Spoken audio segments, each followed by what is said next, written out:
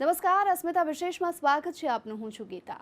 જેમણે ઉલટા ચશ્માથી લોકોને દેખાડી સીધી દુનિયા, એવા હાસ્યના ધ્રુવ તારકને અનોખા અંદાજમાં શ્રદ્ધાંજલિ આપવા લાગ્યો સાહિત્ય અને કલા જગતનો જમાવડો. દુનિયાને હસાવનારા તારક મહેતાને અશ્રુભીની આંખોને બદલે સ્મિત સાથે શ્રદ્ધાંજલિ. આજ વિષય પર જુઓ અસ્મિતા વિશેષમાં અમારી ખાસ રજૂઆત, રમૂજના રાજાને હાસ્યાંજલિ. तारक मेहता का उल्टा चश्मा, तारक मेहता का उल्टा चश्मा, तारक मेहता का उल्टा चश्मा, तारक मेहता का उल्टा चश्मा, तारक मेहता का उल्टा चश्मा. તો હંમેશા પોતાના અનૂઠા અંદાજથી લોકોને હસાવનાર રમૂજના રાજા તારક મહેતાને અનોખા અંદાજમાં શ્રદ્ધાંજલિ આપવામાં આવી.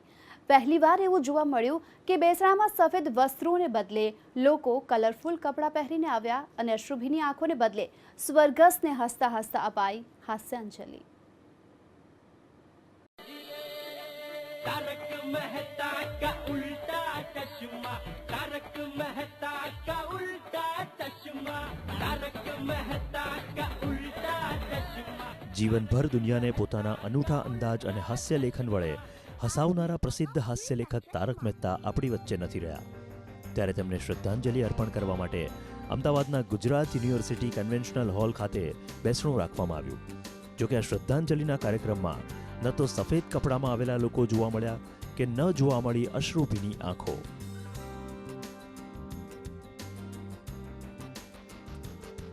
રંગબેરંગી કપડામાં સજ્જ સૌ કોઈ હસી મજાકના મૂડમાં જણાતા હતા. કોઈ હસી ગયો, કોઈ રડી ગયો, કે કોઈ હસી ગયો, કોઈ રડી ગયો, કોઈ પડી ગયો, કોઈ ચડી ગયો, થઈ આંખ બંધ, ઓઢ્યું કફન. નાટક સરસ મજાનું હતું અને અહીં પડદો પડી ગયો.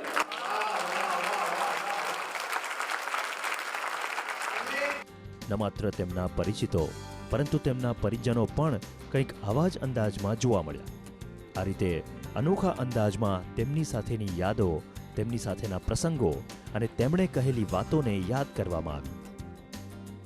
લોકોને હસાવ્યા જ છે, એટલે અમારી ખૂબ ઈચ્છા હતી કે એમને યાદ કરીએ તો આંસુ સાથે નહીં, બધા સૌ મળીને આનંદ લઈને એમને યાદ કરીએ તો એમને પણ આનંદ થાય.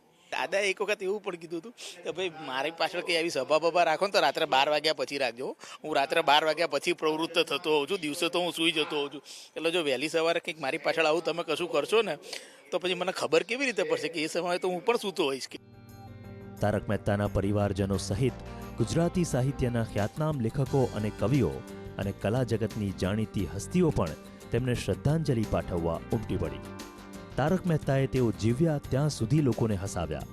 તેથી તેમનું બેસણું પણ શોકસભા જેવું રાખવામાં નથી આવ્યું, બલકે તેમના બેસણાને પણ એક જલસા, એક ઉજવણી, એક સેલિબ્રેશનનું સ્વરૂપ આપવામાં આવ્યું.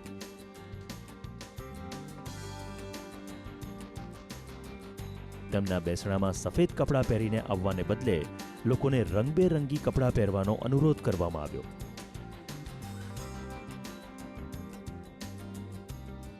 આ પ્રસંગે તારક મહેતાના પત્ની ઇન્દુબેન મહેતા, પુત્રી ઈશાનીબેન શાહ તથા જમાઈ ચંદુભાઈ શાહ સહિતના પરિવારજનો પણ શ્વેત વસ્ત્રોને બદલે રંગીન કપડામાં તેમને શ્રદ્ધાંજલિ અર્પણ કરતા નજરે પડ્યા.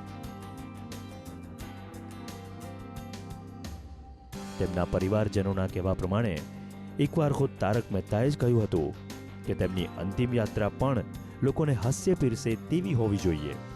તેથી એક અલગ પ્રકારે તેમની શોક સભાનું આયોજન કરાયું, જેને શ્રદ્ધાંજલિને બદલે હાસ્યાંજલિનું નામ આપવામાં આવ્યું. અને એમણે પોતે જ કહ્યું હતું, એમને કોઈ રોવા કૂટવામાં ને એવા કોઈ પ્રસંગોમાં ને રિવાજોમાં રસ નહોતો. એમણે તો એમ કહ્યું હતું એક લેક્ચરમાં કે મારી જો નનામી નીકળે તો મારા 2 પગ આમ ઉપર રાખજો, એટલે મારી નનામી જોઈને પણ લોકોને હસવું જ આવવું જોઈએ. એટલે કોઈ શોક નહીં, કોઈ ટ્રેજેડી નહીં, એવું નહીં.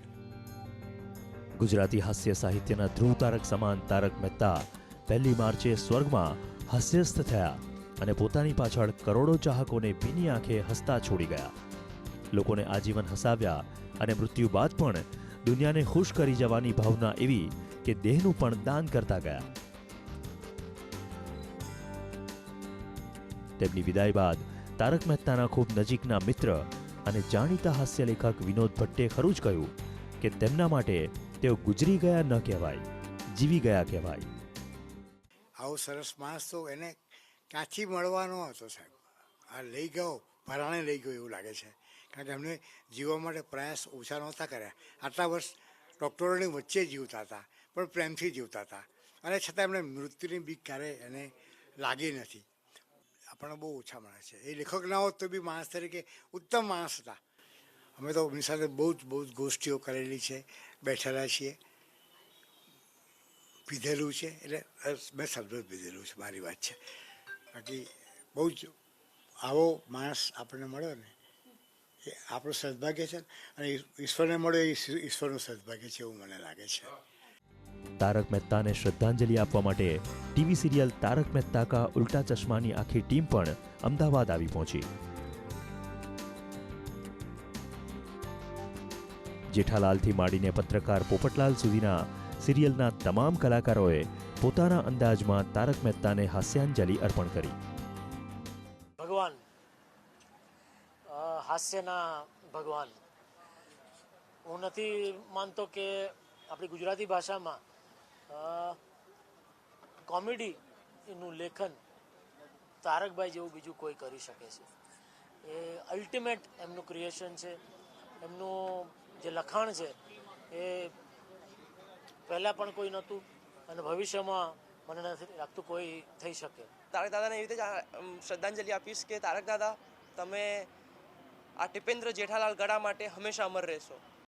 બ્રહ્મ વાક્ય હમણાં આસિતભાઈ પણ કહી દીધું છે, બોલ્યા છે કે પણ આશા અમર છે. કદાચ તારકભાઈ પોતે જ બનીને આવે તો કહેવાય નહીં. હા, કદાચ તારકભાઈ ઉપર ભગવાનને અપીલ કરતા હોય કે પોપટલાલનું ગોઠવી આપો, છેલ્લા 7 વર્ષથી ગોતે છે તો 9 વર્ષથી ગોતે છે. તો એટલું જ નહીં, તેમના બેસણામાં એક વિશેષ પ્રકારનું સેશન રાખવામાં આવ્યું, જેમાં તારકભાઈ સાથેના વિશેષ પ્રસંગે અને તેમની સાથેની પોતાની યાદોને કહેવાની પણ સૌ કોઈને તક આપવામાં આવી, જેમાં ખાસ કરીને સાહિત્ય અને કલા જગતની હસ્તીઓએ તારક મહેતા સાથેના પોતાના યાદગાર પ્રસંગોને વાગોળ્યા.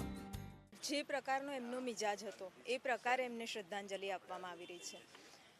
અને આ સિવાય ખાસ તો એ કહું કે આમ તો તારકભાઈ વિશે બોલવા માટે હું બહુ નાની છું, કારણ ઓળખાણની જરૂર એમને ન હોય, મારે હોય. પણ અમારી વચ્ચે એક સામ્યતા, 2 સામ્યતા હું ખાસ કરીને કહીશ કે એ પણ નાગર હતા, હું પણ નાગર છું. એ પણ ખાડિયાના હતા, હું પણ ખાડિયાની છું. મને યાદ છે કે મારા પપ્પા પાસેથી એવું સાંભળેલું કે રાજ કપૂર જેવા દેખાતા હતા. અને એક વાતનો ચોક્કસ આનંદ છે કે એમણે લખેલા નાટક એક મૂરખને એવી ટેવમાં મેં અભિનય પણ કરેલો. અને આજે એમને હાસ્યાંજલિ આપવા માટે હું એમને કાયમ ગમતું તું કંઈક જુદું કરે છે, તો આ એમને હું ફૂલો નથી લાવ્યો, પણ એમના માટે આ તારક, એ હંમેશા તારક અને મહેતા એમ સાઇન કરતા, તો એમને તારક લખેલા ચશ્મા આજે હું એમને પહેરાવી, અને મને 100% ખાતરી છે કે એ ઉપરથી પણ કહેશે કે સાલા જીત્યા તે કંઈક નવું કર્યું. તો આ પ્રસંગે અમદાવાદના મેયર ગૌતમ શાહ સહિત જાહેર જીવનની નામાંકિત હસ્તીઓએ પણ હાજરી આપી અને હાસ્યના ધ્રુવ તારાને શ્રદ્ધાંજલિ અર્પણ કરી. એ અમદાવાદના હાસ્યમાં તો હંમેશા અમર જ રહેશે, પરંતુ આપણી વચ્ચે, આપણા દિલોમાં પણ સદાય એ અમર રહેશે.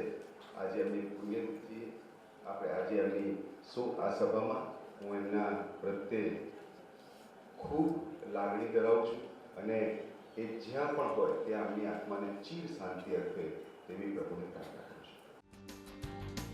તારક મહેતાના નિધનને લઈને તેમના સન્માનમાં યંગસ્ટર્સે સોશિયલ મીડિયા પર ઊંધા ચશ્મા પહેરેલી તસવીરો મૂકવાનો ટ્રેન્ડ કરેલો. બાદમાં તેમની શોકસભા પણ એક યાદગાર પ્રસંગ બની રહે તેવો પ્રયાસ કરવામાં આવ્યો, અને અશ્રુભીની આંખોને બદલે લોકો હસતા હસતા તેમને યાદ કરે તે રીતે રંગબેરંગી કપડામાં સજ્જ સૌ કોઈએ શ્રદ્ધાંજલિને બદલે તારક મહેતાને હાસ્યાંજલિ અર્પણ કરી.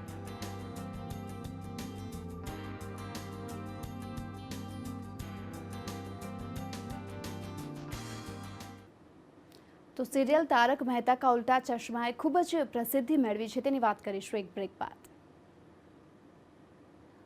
સ્વાગત છે આપનું. તારક મહેતાના નામથી શરૂ થયેલી સિરિયલ તારક મહેતા કા ઉલ્ટા ચશ્માએ પણ ખૂબ જ પ્રસિદ્ધિ મેળવી છે, જેમના નાટકના પાત્રોએ ટીવીના પડદે અદ્ભુત અદાકારી કરી કથાનકને જીવંત બનાવી દીધું. કેવી રીતે શરૂ થઈ હતી આ સિરિયલ, કેવી રીતે સિરિયલે સફળતાના સોપાનો સર કર્યા, તેના પર એક નજર કરીએ. पापा आप घड़ीक में कह रहे जल्दी जल्दी, घड़ीक में कह रहे थे आराम से, समझ में नहीं आ रहा मैं क्या करूं. अरे उतरते उतरते तू कहीं गिर न जाए तो लग न जाए, इसलिए बोल रहा हूँ कि आराम से, बाकी जल्दी तो है ही, चल जल्दी. वो अच्छा इसलिए. अरे टप्पू के पापा ये अहमदाबाद की धरती है, यहाँ मुझे कुछ नहीं हो सकता. દંપતીના રૂપમાં જેઠાલાલ અને દયાનું આ પાત્ર હાલ જાણે દરેક ઘરમાં વસી ગયું છે. એક ગુજરાતી વેપારી અને તેના પરિવારની આ કહાની છે, જ્યાં એક તરફ ધંધાની ગૂંચવણોમાં અને ઘરની જવાબદારી છે, તો બીજી તરફ તમામ ગૂંચવણોમાં પણ હસતા હસતા બહાર નીકળવાનો હોંસલો છે.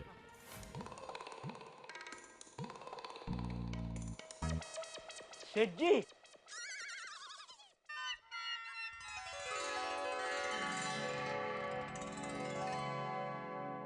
શેઠજી,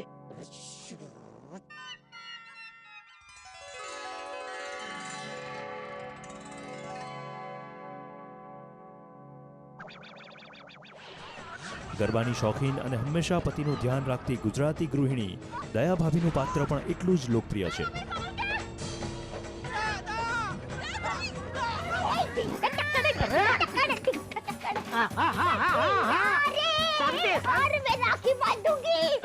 એટલું જ નહીં, હંમેશા કોઈને કોઈ ગડબડ કરતો તેમનો કુળદીપક ટપુડો અને તેના તોફાન પણ ગજબની સ્થિતિનું નિર્માણ કરતા હોય છે.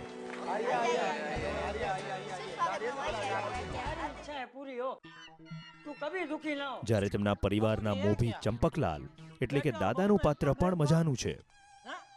એટલું જ નહીં, તેઓ જ્યાં રહે છે તે ગોકુલધામ અને તેમના પડોશીઓ, પછી તે હાથીભાઈ હોય કે બબીતા, કે પત્રકાર પોપટલાલ હોય કે પછી ભીડેભાઈ, સિરિયલના તમામ પાત્રો ખૂબ જ મજાના છે.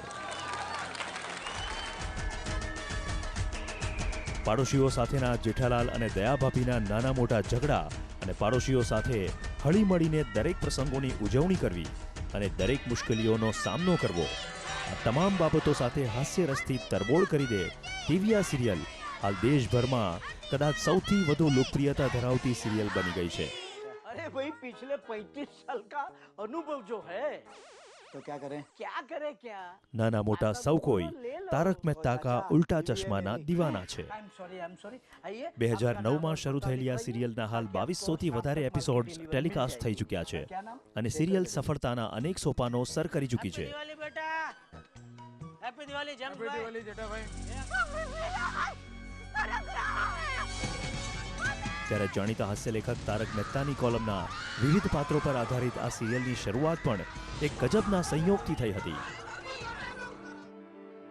1995ની આસપાસ તારક મહેતા મુંબઈથી અમદાવાદ આવ્યા અને ગુજરાતી ફિલ્મો અને સિરિયલના નિર્માણ સાથે જોડાયેલા પ્રોડ્યુસર આસિત મોદીએ તારક મહેતાની મુલાકાત લીધી અને તેમની પ્રસિદ્ધ કોલમ પર સિરિયલ બનાવવાની ઈચ્છા વ્યક્ત કરી.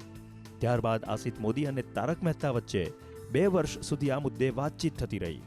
તે વખતે તારક મહેતાના એક મિત્ર પણ તેમની કોલમના આધારે સિરિયલ બનાવવા માંગતા હતા અને તેને કારણે આ પ્રોજેક્ટ અટકેલો હતો. બાદમાં તારક મહેતાના મિત્રને પણ આસિત મોદીનું આયોજન વધુ સારું લાગ્યું અને આખરે તારક મહેતા કા ઉલ્ટા ચશ્મા સિરિયલનું નિર્માણ થયું. અને આજ દિન સુધી આ સિરિયલ એક બાદ એક સફળતાના સોપાનો સર કરતી રહી છે. ભલે પછી આઈપીએલની સિઝન શરૂ થાય કે પછી ટીવી પર બિગ બેનો કોઈ શો ચાલતો હોય, પરંતુ તારક મહેતા કા ઉલ્ટા ચશ્માએ દર્શકો વચ્ચે પોતાની ગજબની પકડ બનાવી રાખી છે. સિરિયલના રમૂજી પાત્રો લોકોને હર હંમેશ હસાવતા રહે છે અને તારક મહેતા તેમના અંતિમ સમય સુધી સિરિયલના પ્લોટ્સ અને વાર્તાને વધુને વધુ સારી બનાવવા માટે પ્રયાસ કરતા રહેતા હતા.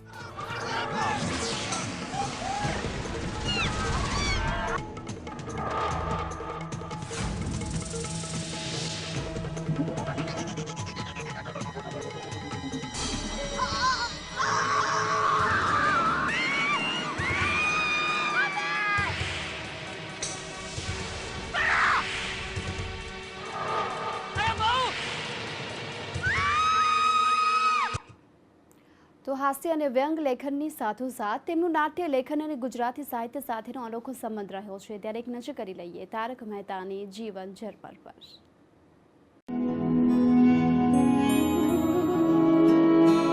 તારક જનુભાઈ મહેતા, જેણે ગુજરાતી હાસ્ય લેખનને એક નવા શિખર સુધી પહોંચાડ્યું. તેમનો જન્મ 26 ડિસેમ્બર 1929માં અમદાવાદમાં થયો હતો. તારક મહેતા મૂળ અમદાવાદના ખાડિયા વિસ્તારના રહેવાસી હતા, પણ તેમનો અભ્યાસ અને કારકિર્દીનો મોટાભાગનો સમય મુંબઈમાં વીત્યો. મુંબઈથી એમને MA નો અભ્યાસ કર્યો. પછી એમણે કોપી કરતા પકડાયા તો મને કોલેજમાં કહ્યું તારો ભાઈ પકડાયો. તો મેં કહું બને નહીં, એ તો ઇન્ટેલિજન્ટ છે, કંઈ કોપી કરે એવો છે નહીં. પણ પછી મને એકલાને જ ખબર હતી કે આવી રીતે થયું છે. ઘેર આવ્યા પછી મેં કોઈને એકદમ કહ્યું નહીં, કારણ કે નહીં તો માર પડે એવું હતું. બરાબર. એટલે પછી સાંજે બધું તપાસ થઈ, ઘેર નથી આવ્યા. પછી કહ્યું બધાને કે ભાઈ મુંબઈ ગયા છે. મારા મોટા ભાઈ એ વખત મુંબઈ હતા, એમણે ત્યાં એમને ટ્રેનમાંથી ઉતારીને પછી લગભગ એ 48-49માં ગયા આશરે અંદાજે. અને ના પછી હમણાં ગુજરાત 10-12 વર્ષ પહેલાં આવ્યા છે. તારક મહેતા 1959-60માં પ્રજાતંત્ર દૈનિકના ઉપસંપાદક રહ્યા. 1960માં તેઓ ફિલ્મ ડિવિઝન સાથે જોડાયા અને 1985 સુધી ભારત સરકારની સેવા કરતા રહ્યા. આ દરમિયાન તેમનું હાસ્ય લેખન પણ ચાલતું રહ્યું. તેમણે કેટલાક નાટકો પણ લખ્યા અને તેમાં ભાગ પણ લીધો. જો કે તેમણે એક સફળ હાસ્ય લેખક તરીકે ઓળખ મળી તેમની કોલમ દુનિયાના ઊંધા ચશ્માથી, જેની શરૂઆત ગુજરાતી મેગેઝિન ચિત્રલેખાથી માર્ચ 1971માં થઈ. આ કોલમને કારણે તેમને ખૂબ નામના મળી અને તેઓ સફળતાના શિખરો સર કરતા ગયા. બીમારીના કારણે તેમણે જ્યારે આ કોલમ લખવાની બંધ કરી દીધી હતી, ત્યારે પણ આ કોલમ તેમના વિષય વસ્તુ અને તેમની સાથેની વાતચીતના આધારે છપાતી રહી. આ ઉપરાંત તારક મહેતાએ 80થી વધુ પુસ્તકો પ્રકાશિત કર્યા છે. તારક મહેતાને 2015માં પદ્મશ્રી પુરસ્કારથી નવાજવામાં આવ્યા હતા. 1958-59માં ગુજરાતી નાટ્ય મંડળના કાર્યાલયમાં કાર્યકારી મંત્રી રહ્યા હતા. 1959-60માં પ્રજાતંત્ર દૈનિકના ઉપતંત્રીની ફરજ નિભાવી હતી. કારણ કે જ્યોતિન્દ્ર દવે અને ધનસુખલાલ મહેતાથી જે પરંપરા શરૂ થઈ હાસ્ય લેખનની, એના પ્રખર પ્રહરી કહી શકાય એવા આપણા તારકભાઈ. અને મારે માટે તો આ બેવડો ઘાત છે, એટલા માટે કે વાચક તરીકે, સાહિત્ય પ્રેમી તરીકે વર્ષોથી તારકભાઈને વાંચતા અને છેલ્લા કેટલાક સમયથી હું ચિત્રલેખા સાથે પણ સંકળાયેલો છું, જેના પાયામાં જે લોકો હતા એમાંના એક બહુ મહત્વના વ્યક્તિ તરીકે તારકભાઈએ વર્ષો સુધી ચિત્રલેખા પરિવારના મોભી તરીકે એમનું સ્થાન છે જાળવ્યું. તેમને ગુજરાતી સાહિત્યને એક ઉલ્લેખનીય પ્રદાન આપ્યું હતું. તેમણે 1964માં ત્રિઅંકી નાટક નવું આકાશ નવી ધરતી, 1965માં દુનિયાને ઊંધા ચશ્મા, કટાક્ષ એકાંકી કોથળામાંથી બિલાડું સિવાય પણ બીજા 6 એકાંકીઓ આપ્યા છે. આ સિવાય પણ તેમણે આ દુનિયા પાંજરાપોળ, અલબેલું અમેરિકા, વંઠેલું અમેરિકા, ચંપકલાલ ટપુની જુગલબંધી, તારક મહેતા કા ઉલ્ટા ચશ્મા વગેરે કૃતિઓ લખી છે. તેમની શ્રેષ્ઠ હાસ્ય રચનાઓ તારક મહેતાનો ટપુડો, તારક મહેતાના ટપુડાનો તરખાટ, તારક મહેતાની ટોળી પરદેશના પ્રવાસે જેવા પ્રવાસ વિષયક હાસ્ય લેખો પણ લખ્યા છે. પહેલી વાત તો એ છે કે આ એક એવી લેજેન્ડરી પ્રતિભાનું અવસાન થયું છે કે અમે બધા જ એમના પછીના હાસ્ય લેખકો ઉંમરમાં અને અનુભવમાં કહેવાઈએ. અને એક વ્યક્તિ તરીકે આવી વ્યક્તિ ગુજરી જાય, આપણી વચ્ચેથી છૂટી પડે, એ હાસ્ય લેખન કરતાં પણ ઘણો મોટો લોસ ગુજરાતી પ્રજાને છે.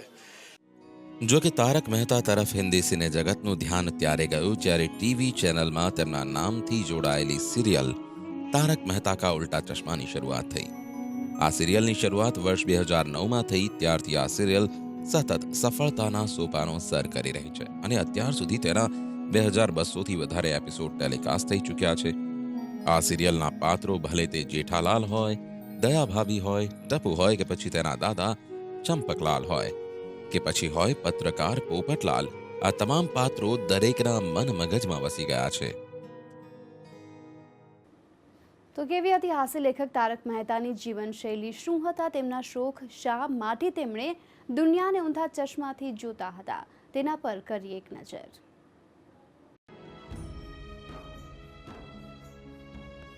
સ્મિતના સાગર સમાન તારક મહેતાની જીવનશૈલી પણ એટલી જ સરળ અને સાદગીભરી હતી. તેમના શોખ પણ ખૂબ જ મર્યાદિત હતા. તેમને હરવા ફરવાનો ખૂબ જ શોખ હતો અને એમાં પણ તેઓને ધાર્મિક સ્થળોએ દર્શન કરવા જવું અને ત્યાં સમય વિતાવવો ખૂબ ગમતો હતો. તેથી જ જ્યાં સુધી તેમનું સ્વાસ્થ્ય સારું હતું, તેમના પત્ની ઇન્દુબેન તેમને એમના પસંદગીના સ્થળોએ ફરવા લઈ જતા. આ ઉપરાંત તારકભાઈને રેડિયો સાંભળવાનો પણ ખૂબ શોખ હતો. રેડિયો પર કલાકો સુધી સમાચાર સાંભળવા અને ક્યારેક ફુરસદની પળોમાં જૂના ગીતો સાંભળવા પણ તેમને ખૂબ ગમતા હતા. સવાલ એ પણ થાય કે ઊંધા ચશ્માથી દુનિયાને શા માટે જોવી પડે? ત્યારે તારક મહેતા દેશ અને સમાજમાં બનતી તમામ ઘટનાઓને એક અનૂઠા અંદાજમાં દેખતા હતા. તેથી જ તેમણે સીધા ચશ્માને બદલે ઊંધા ચશ્મા શબ્દનો પ્રયોગ કર્યો અને શરૂઆત થઈ દુનિયાના ઊંધા ચશ્માની. ત્યારથી લઈને અત્યાર સુધી લગભગ 4.5 દશકથી પણ લાંબા સમયથી ચિત્રલેખામાં તેમની આ કોલમ દુનિયાના ઊંધા ચશ્મા લોકોને હસાવતી રહી છે. તેમના વ્યંગ લેખનની પણ એક ખાસિયત છે કે તેઓ ક્યારેય લોકોને હસાવવાના ચક્કરમાં હલકી ભાષા નહોતા વાપરતા. તેમની ભાષા હંમેશા સૌમ્ય અને સરળ રહી. આ ઉપરાંત ટીવી સિરિયલ તારક મહેતા કા ઉલ્ટા ચશ્મામાં તેમણે લખેલા પાત્રો અને કથા કરોડો લોકોને હસાવતી રહેશે. તારક મહેતાએ દુનિયાને અલવિદા કહી દીધું છે, પણ તેમણે દુનિયાને પહેરાવેલા ઊંધા ચશ્મા લોકોને જીવનને સીધી રીતે જોવાનો અલગ જ દ્રષ્ટિકોણ આપી ગયા છે. તો વિશેષમાં અત્યારે બસ આટલું. ફરી મળીશું નવા વિષય સાથે. ત્યાં સુધી આપ જોતા રહો એબીપી અસ્મિતા.